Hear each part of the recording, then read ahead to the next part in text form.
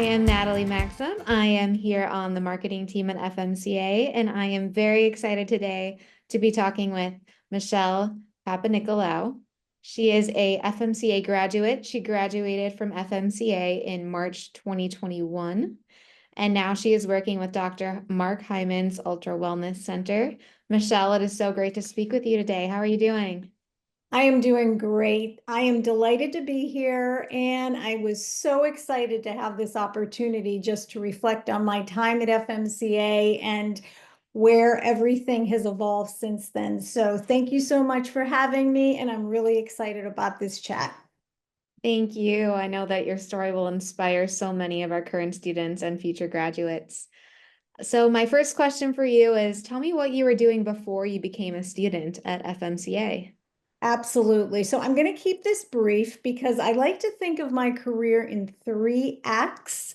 And currently I am in the third act, but we have to go back a little bit. I'm going to keep this as brief as possible, but we're going to go back to the beginning of my career. So I started my career as a licensed independent clinical social worker. And I graduated from Temple University with an MSW and then went on to get certified as an LICSW within the profession of social work.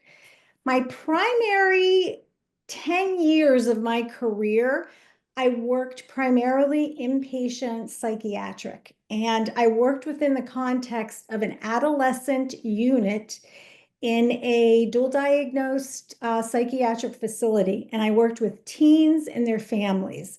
So that was a really rich period of time. There was a lot of collaboration. I worked with psychiatrists and psychologists, other social workers, and psych techs.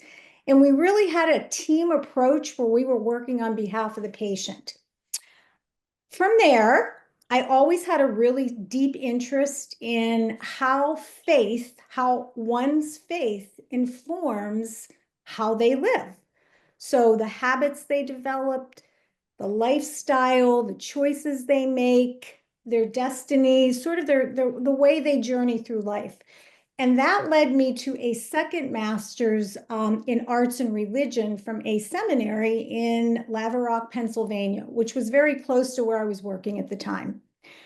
So that early part of my career, kind of act one, I did a lot of inpatient work, some outpatient. I also traveled to the Southwest and I worked on the Navajo Reservation, which is the largest reservation in the United States. I worked north of Flagstaff, Arizona with my husband, and he's a physician, and I worked as a social worker in the hospital. So that was for the Public Health Service. And it was a fascinating time. Again, teamwork, collaboration on behalf of our patients. And that was a very rich experience because I was working with a completely different culture. And I would say that period of time, I learned just a great deal about not only myself, but how I was informed by the culture I grew up in and how that really needed to shift and change in order for me to really be effective working with my clients. So I would say that was act one. Part of that also, my husband and I then moved back east. He opened up a practice in a local community, and I began doing outpatient individual counseling. So I shifted my focus from sort of working in a more team collaborative approach to doing individual work with clients. And I did a lot of work with families and teenagers. I did a lot of marriage work, but the model was very much, it was very much a model where the therapist was seen as the expert. They were coming to me to fix them, to provide insight and help. And while I really enjoyed that period of time, it was really focused on what had gone wrong. So interestingly enough, as an LICSW, you're constantly needing to update your professional training and your continuing education. So I found myself always focusing on health helping Okay. people really make changes to live better. I did a lot of coaching courses, and that my interests were really in the area of how do I really help people think about bringing health into their marriage, into their relationships with their children, their husbands, their wives. I was always interested in that facet. I was Okay. also interested in nutrition, and I always exercise. So there was some interesting elements that were coming together that would eventually lead me to coaching through FMCA. So that was kind of act one. Act two started when my husband asked me to actually manage his practice. And I said to him, I'll come in, I'll help you for a month or so, and then I will exit. And that was a 10-year process. So I spent 10 years in medical practice management. And then from there, I went on to work at a college where I eventually was a project manager for the COVID response in 2019, 2020, 2021. So during that period, I sort of transitioned out of direct clinical care, and I was working more in business and medical management. And Okay. then Act Three comes in when my husband, who was a family practitioner, always had a focus as well toward health and nutrition working with his patients. He literally found functional medicine because he was at a transition point in his own career. He found functional medicine, and through his entryway into functional medicine, I found coaching through that vehicle. So he was transitioning out of primary care, and he actually closed his practice. He went to work for the UltraWellness Center, Dr. Mark Hyman, and through that process, I basically was out of a job because I had been working very directly with him. And now I was on to Act Three, and that interfunctional medicine. Okay. Wow, what a really incredible and unique journey. Super inspiring. I can tell that Really, all throughout that path, there was really that health focus. So it sounds like your husband is what really brought you to functional medicine and then health. absolutely. And Okay. through that process, I began talking to folks at the Ultra Wellness Center because the gears were already turning in my head, and I was like, okay, I really wanted to pursue something a little bit different in the area of health, nutrition, but I wasn't sure quite what that would be. And I started to reflect on the fact I had always done these courses in continuing ed that had a lot to do with coaching. So I started to ask people at the Ultra Wellness Center, and lo and behold, there were several people there who had actually went through the FMCA program, and they were nutritionists and nurses. And it was really that process of talking to them that I was led to FMCA. And I started actually at FMCA in the height of the pandemic. So that was an interesting process in and of itself. Yeah, so many of our health coaches here at FMCA, they come because of that passion and that drive for health and wellness that comes Yes, from within. And I can tell that the way you described your interest in health and your entire upbringing and experience that you have that passion for health. And so now, how are you using your health coaching certification from FMCA, and how are you making an impact on the health and wellness of your clients and community today, working at the Ultra Wellness Center with Dr. Mark Hyman?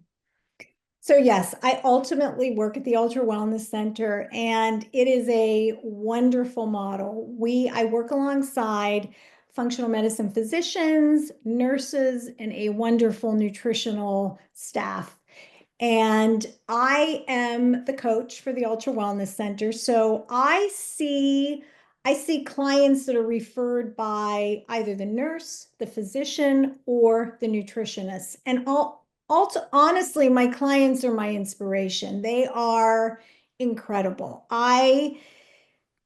It's every week. I understand why I'm doing this because the feedback, the changes they so courageously make and the way in which they are pursuing health themselves is an inspiration to me. So I coach exclusively currently at the UltraWellness Center, and it is just, again, it sort of harkens back to my days initially when I worked in that collaborative care model. It is definitely, even this morning, I was discussing one of my clients with one of the nutritionists, and it's just it's a very collaborative approach where you are working alongside colleagues that are also getting to the root cause. But as the coach, you're coming in and you're really supporting them in that effort. You are the one that is getting really granular, really deep, and you're doing the work that the physicians and the nutritionists, they're just not able to spend that amount of time with the patient. So it is absolutely necessary and critical, and it's really inspiring. That is, and that health coach role is what we really preach here at FMCA and how important that is. So backtracking a little bit to your time actually before working at Ultra Wellness and being an Yes. FMCA student, what did you enjoy most about the program? I think one of the things that I really enjoyed and really took away from the program was well, there were a few things. The way in which the methodology helped myself as a coach understand where to begin with a client. What do I mean by that? FMCA did an awesome job of really illustrating the finer points of motivational interviewing and client-centered coaching. I came from a very different perspective. I came from more of an expert cognitive behavioral model where you were correctly and rightly, you were trying to help people resolve trauma in their past, family history, which was all good and necessary. Motivational interviewing and a client-centered approach was not something that I had learned. And so this was completely new, enlightening, and kind of earth-shattering in some ways because I was partnering now with my client, with my patient. We were working hand in hand. It's a model of where you really facilitate acceptance of the client. You're trying to evoke from them what they want to change, but you're not telling them what to change. You're not giving them the solutions. You're helping them arrive at their own solutions because you understand ultimately they can do that. They have the giftedness, they have the ability. It's a very positive approach. And I would say that was one of the things I really loved the most and took away from the program. The other thing that I really enjoyed was working with the cohort. And our cohort was led by Lucretia Asmus. She was out of Guatemala City, and she was a master at really executing this kind of methodology within the context of our cohort. She did such a fantastic job, and she really pulled us all together, and it was incredible just to behold. And also, this was during the pandemic. So during the pandemic, everybody was feeling very isolated. Complete opposite experience. Complete opposite experience as a result of just being in this program. So that's what I really loved and enjoyed the most. Yeah, so you spoke a lot about the motivational interviewing, the cohorts. How Yes. did FMC prepare you to be a successful health coach? What would you say are the top tools or top takeaways? I would just have to go back to I really learned client-centered coaching, motivational interviewing, asking great open-ended question, using your OARs, that acronym that we all learn, executing that, and also understanding the different nutritional diets and plans, the cardiometabolic diet, the low histamine diet, the ketogenic diet, like really mastering those concepts because I had no background in health. That was not, I just had never I didn't have any coursework or background in that area. So that having expert physicians do the lectures through Canvas, listening to those, the materials, the reading materials, that really cemented the knowledge. So that Really, was super helpful. yeah, you articulate so beautifully what that role of a health coach is. But I know that a lot of FMCA health coaches come to our program and they are a little bit fearful or hesitant about what their health coaching career will look like. You having now a very successful career in health coaching at UltraWellness Center, how did you overcome any of those barriers or fears that came about throughout your health coaching certification program, or you finding your way to ultimately where you are now? Well, I think that there were a few things. I think the alumni program is it's a really good way to, it's a transitional point where you graduate from your program and yet you have this support that extends beyond the end point of graduation. So that program was one. Secondly, I just really believed in the model. I believed that having come from the history that I came from, I just believed in the model, and I knew that in order to have that kind of successful career, you have to begin to just sort of dig in. You have to do the work. You have to put yourself in situations that may not feel very comfortable. Even though I had been within the context of, I've done clinical work, this was definitely a new kind of work within a new context. So I actually called some of my husband's colleagues at the Ultra Wellness Center and I said, hey, look, I have to get these 50 hours in to sit for my national boards. And could I just begin to coach? Mm. And they said yes. So it wasn't as though I was interviewing for a position or there was one available. I just sort of like stepped into the role of I'm going to create this, I'm going to believe in the process, and I'm going to move forward step by step. That is so wonderful. That's such a perfect attitude to just take it by the reins and go for it. So here at FMCA, we like to say that you're an FMCA graduate for life. You spoke a little bit about the alumni program, but what does the ongoing alumni connection and support look like for you? So I think everyone needs a team behind them. You need other people in the journey. There's a proverb that says, as iron sharpens iron, so one person sharpens another. It comes out of the book of Proverbs, actually, which is wisdom literature.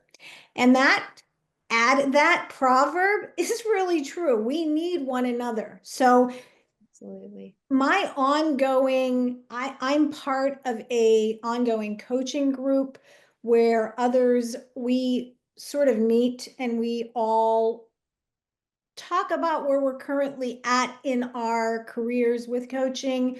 We learn, we talk about other concepts and models. So I firmly believe that you absolutely have to continue to be engaged in a process where you're always advancing your learning and you're being encouraged by others in that process. We all need each other. We can't do this alone. It's not possible and it's not even fun. Yeah, totally. I mean, that's the whole point of a health coach. You can't do it alone. You need the health coach Right. to support. So health coaches need each other. That's beautiful. So, Michelle, what would you say to someone who is considering embarking on the journey to becoming a functional medicine certified health coach? Okay, this is going to sound incredibly maybe trite and maybe maybe not the most, I don't know. Well, but I'm going to say it. It's that old adage that Nike says just do it. And the Mhm. reason why I say that is because I would say in my own career path, it's been very circuitous. It hasn't been a straight line. Now, I wouldn't say just do it without thoughtfulness and inquiry, but oftentimes you get to the point where you have looked at it, you've evaluated, you've talked to others, you've looked at what your goals are. You're aware of what you're doing, but then there does come a point where sometimes you just have to step forward and you don't really know what's on the other side of it. So I would say I didn't really know what was going to be on the other side of coaching. What I did know was it was the next right career shift for me. And so I just stepped into it. I didn't have all the answers on the other side, but I knew I had enough of the answers and I had enough of the history of my current situation that I was really looking for something different. That's so great. It's sometimes it really is just that simple. Just go for it and do Yeah, it, and your passion will take you and carry you through. absolutely. Well, well, Michelle, thank you so much for chatting with me today. All of your wisdom, your story, I know will be so inspiring for all of our graduates. And is there anything else that you would like to add? I just want to say thank you to FMCA for the leadership team that exists there, for Dr. Scheinbaum, for all the leaders that have paved the way before us. It has really been a privilege, and I'm just excited to be in this career. Thank you, Michelle. Thank you, Natalie.